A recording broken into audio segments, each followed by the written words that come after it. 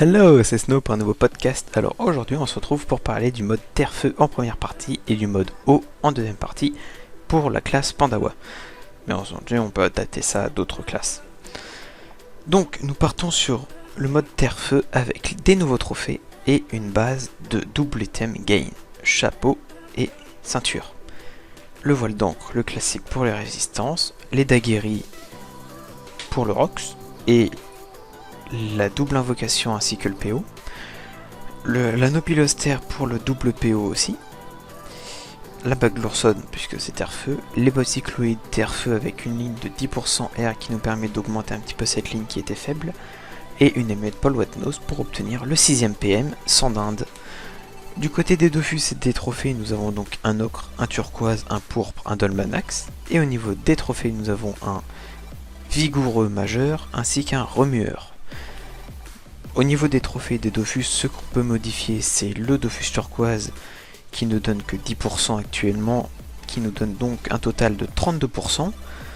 Donc nous ne sommes pas à 50% de chance de coup critique sur les bancs d'attaque, cependant nous sommes quand même à 57% de chance de coup critique sur les daguerris. A voir si vous voulez le modifier ou autre. Sinon, il y a le Dolmanax qui peut être très facilement remplacé par un trophée initiative, un trophée résistance ou un trophée sans de force tout simplement si vous voulez une très grosse dominante force. Au niveau des caractéristiques, je mets 300 en force et 345 en vitalité comme d'habitude, toujours 300 dans un élément. Et ensuite, au niveau des caractéristiques totales, nous avons donc 4345 points de vie, 6 avec 6 de portée, 1800 d'initiative, un petit peu faible mais on peut la booster, 4 invocations, un taux de pourcentage de 32%, ce qui est très faible, et enfin 330 de puissance. Concernant la fuite 55, qui nous permet de détacler très facilement toutes les invocations, 34 de tacle, mais le tacle, enfin 32 tacles, mais le tacle c'est pas quelque chose de primordial chez le Pandawa. Au niveau des résistances, elles évoluent entre 22 et 39%. On peut voir 39 TO et 32 R, ce qui nous permet de très bien contrer le mode barbe étoile des Ekaflip, ou même les persos full R ou full O. Full O, il y en a beaucoup moins. Concernant les dommages, nous sommes quand même à 82 de dommages terre, 72 de dommages feu et 67 de dommages neutres. Les dommages neutres sont pas négligeables puisque nous avons des daguerris, je le rappelle. Concernant les daguerris, donc, nous sommes à un taux de 57% de chance de coup critique, avec une maîtrise de niveau 6, nous obtenons donc un G entre 780 et 920 au dommage. Donc on peut dire que ça fait très mal, pour 6 PA, entre 1560 et 1854 sur des crits. On a un petit peu plus de chance qu'un sur 2 de crit. Concernant les sorts, nous avons la pente d'attaque à 37%, on voit que c'est dommage, parce que les dommages de la pente d'attaque de base sur les coups critiques sont énormes, de 56 à 60. Donc cette fois-ci nous concerne sur la ligne non critique puisque nous avons que 37%, 696 à 747, ça fait quand même des gros dommages pour taper à 8 de PO sur une pente d'attaque.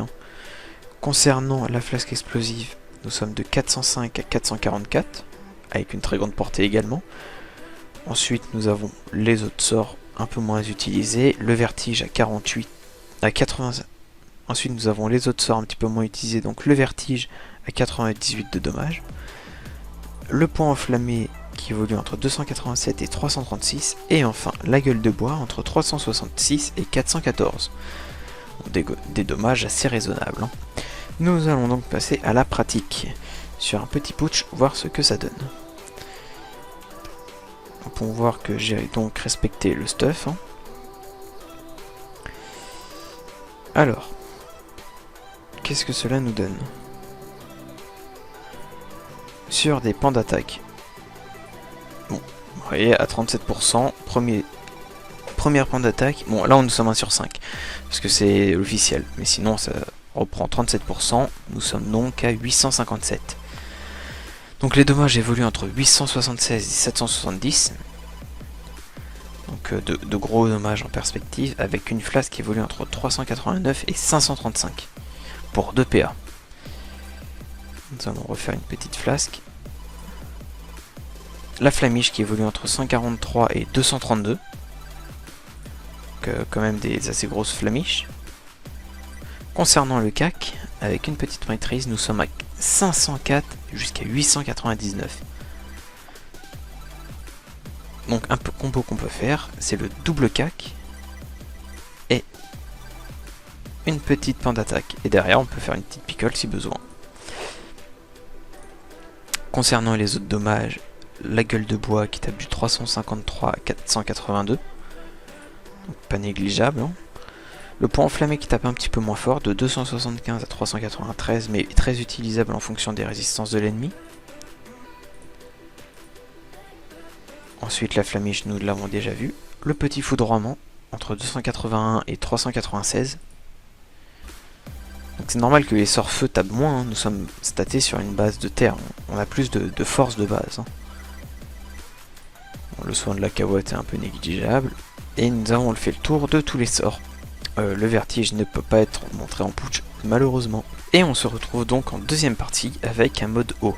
Principalement pour PVM je trouve, mais aussi très utile en PVP, on pourra le voir grâce aux résistances. Nous partons donc sur les nouveaux trophées avec une base de 2 items fond marin, coiffe et anneau. Une cape sinistre fou, une ceinture barbe étoile principalement pour les résistances, la triple ligne. Une alliance Glorson, pareil en triple ligne de résistance. Les bottes Noctulab, sans de chance, on va pas cracher dessus, sachant qu'elle donne de l'initiative 300 pour combler les 300 de manque d'initiative. Enfin, le malus d'initiative de la rapyroglyphe. Les dommages critiques, il y a moins 11, mais on joue pas du tout 1 sur 2, nous sommes qu'à 22%, donc ce n'est pas important. Concernant l'amulette, Paul Watnos pour nous atteindre le 6ème PM sans dinde.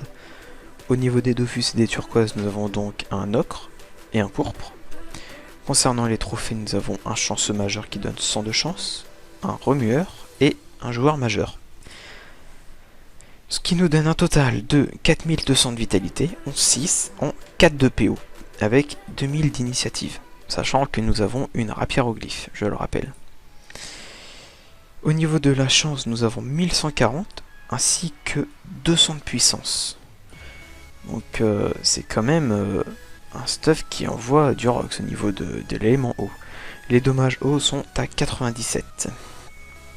Concernant les caractéristiques globales, nous avons 43 de fuite qui nous permet de détacler facilement les invocations, 58 de tacle, bon, et le tacle n'est pas très important sur le panda, mais c'est toujours bien d'en avoir.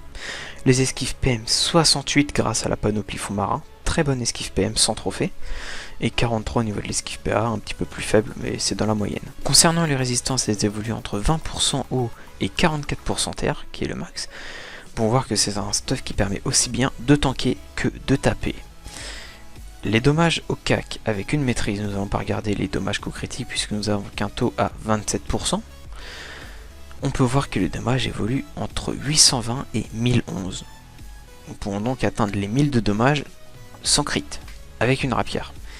Concernant les sorts, la vague à lame, encore une fois nous n'allons pas regarder les coups critiques puisque nous sommes qu'à 27%.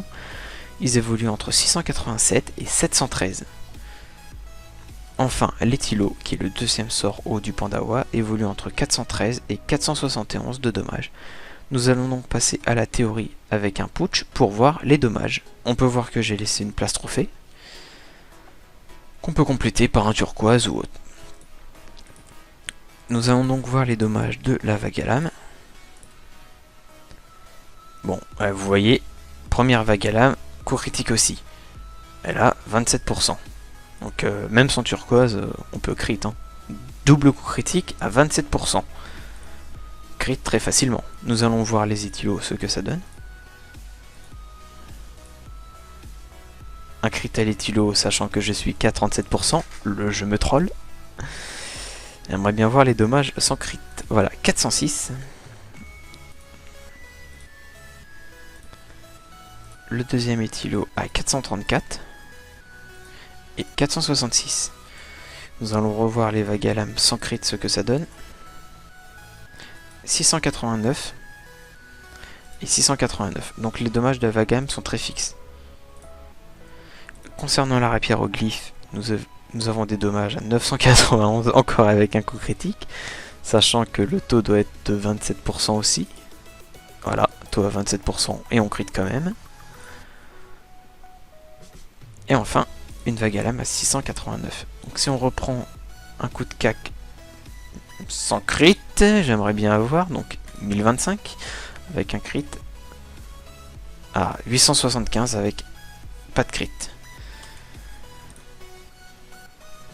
741 et une petite vague à lame à 806. On peut voir qu'on fait énormément de crit quand même. C'est sans être à 50%, donc bon. Nous avons donc vu deux stuffs, un stuff eau et un stuff terre-feu. Le stuff terre-feu peut très bien être utilisé en perco, en colis, en PVM, peu importe, avec ses énormes dommages et ses énormes résistances qu'on peut très facilement rajouter grâce au trophée et au chrome. Et le mode eau qui permet aussi de taper très fort sur des très grandes distances grâce à la vague à lame en zone T, très utile aussi en colis sur les grandes maps. On se retrouve donc prochainement pour une nouvelle vidéo. N'oubliez pas de vous abonner et de liker, sinon je me fais engueuler dans les commentaires. Bisous bisous.